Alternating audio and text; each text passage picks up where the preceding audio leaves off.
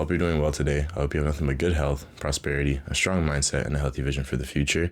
I want to talk about perseverance, the ability to keep going when things get hard. So let's take an example, right? Let's say you're a basketball player and your goal is to take 100 shots at the net, right? What is your version of success? How many do you think you would need to make to count yourself as successful? Do you need to make 30? Do you need to make 70? Do you need to make 80? How many times does that ball have to go through the hoop for you to count it as success? Some people will say, oh, if I score 50 times, then I'm successful. If I score 40 times, if I score 80 times, then I'm successful. But the framing that a lot of people miss is the expectations you set will determine how you perceive your success. So let's say you go out there, you shoot 100 times, you wanted to get 60, but you only got 40. There's two ways that this can go. Obviously, you can use that as a motivator, or it might demoralize you, right? It might knock the wind out of your sails. Now, the truth is this. You setting the goal of taking 100 shots, the version of success that you should aim for is taking the 100 shots. And achieving the process is real success. If you set an expectation for how things should play out, you're going to set yourself up for failure. Or not for failure, but for disappointment, right? Because the truth of the matter is there's a lot of variables that are outside of your hands. But when you focus on just the process, doing the thing that you said you would do, now success becomes here, intrinsic. Because the only metric that you're measuring yourself against is yourself and your ability to follow through on your word. It's not about what outcomes come out of it, but about the process. Because the reality is this, bro. Averages, the law of average, the more you do something, the higher your likelihood of achieving a result, right? If you take 100 shots, then at least one of them, there's a high probability that one will go in at the very minimum, right? If you only take 10, now the probability goes down, right? So it's really just about increasing your odds. The process is what matters because the process is what's going to give you the results. The degree in which you get the results should not be the main focus.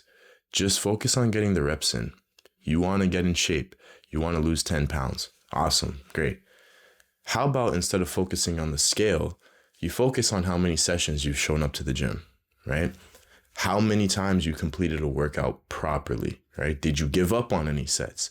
If you told yourself you're going to go to the gym 5 days a week, right? Or 4, 5, 6, whatever days a week, did you actually accomplish that? Even if the quality of the workout isn't up to the standard that you typically want, just by the sake of having more volume, you're going to be at higher odds of achieving the goal that you have. You know what I'm saying? Right? When you find your groove, when you do the thing and it becomes easier to challenge yourself and push that limit, now you can start saying, okay, well, where are the outcomes? What results can I get from it? And whatever outcomes comes out of that, then those are the outcomes that are meant to come out of it, right? So all that to say is this. There are no guarantees. Right? And your expectations will dictate your level of peace of mind. When you set your expectations higher than your skill level, you are going to set yourself up for disappointment. That's just the truth.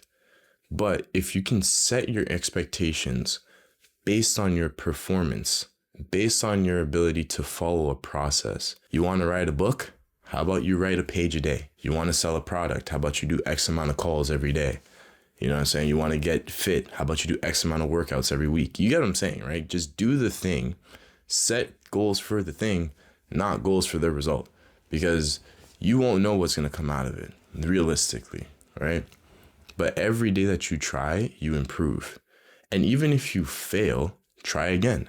There's no sense in giving up because at the end of the day, you have a bunch of times where you can keep trying.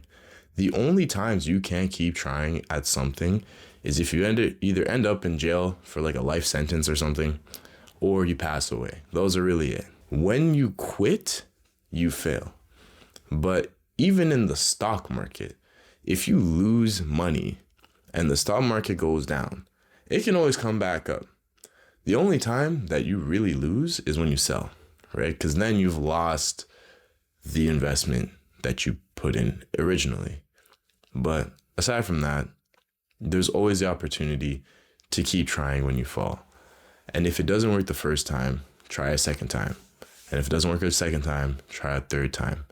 Obviously, there's certain contexts that this applies to, but at the end of the day, as long as you focus on the process and you keep going, then you'll get some kind of outcome, and use that outcome as feedback for how you should move forward. Because there's always the aspect too of making the adjustment as you go through the process. The more you do it, the better you get, and the better you get, the more you can change, and the more you can change, the better your results. So over time, you'll build up that skill, and soon it'll be second nature, and you'll start getting the results that you're looking for. So focus on the process and not the outcome. So watch this video, subscribe, and I'll catch you next time.